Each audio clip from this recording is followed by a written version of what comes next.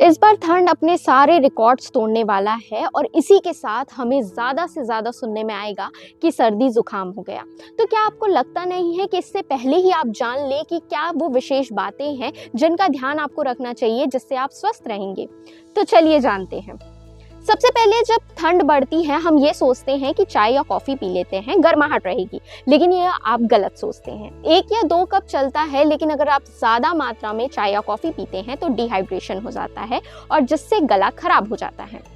दूसरा, अगर आप सोचते हैं कि ठंड में आप मॉर्निंग वॉक करेंगे, वो भी 5 बजे से लेकर 7 बजे के बीच, तो ये गलत है, क्योंकि ऐसे में ठंडी हवा आपके कानों में जाती है और फिर सर्दी जुकाम ज़्यादा बढ़ जाता है। इसलिए जब हल्की धूप आ जाती है 7 बजे के बाद आप निकलिए मॉर्निंग वॉक के लिए। कई लोग ऐसे होते हैं जो कंबल के अंदर फ़ोन चला रहे होते हैं ठंड के कारण, लेकिन इससे क्या होता है, घुटन होने लगती है और गला खराब हो जाता है। तो ये भी एक वजह है आपकी तबीयत खराब होने की। चौथा आता है, आप पानी कम पीते हैं ये सोचकर कि ठंडी है, लेकिन बॉडी को तो पानी उतनी ही चाहिए होती है, तो पानी पीना बिल्कुल मिस मत कीजिए।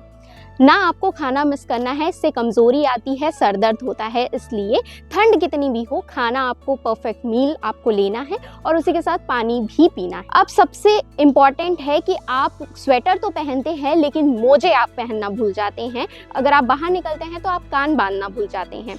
तो रात के समय जब सोते हैं तो मोजे ज़रूर पहन कर सोए, क्योंकि पैर अगर ठंडा रहता है तो वो पूरी बॉडी में जाता है और उससे सर्दी जुकाम जल्दी पकड़ता है।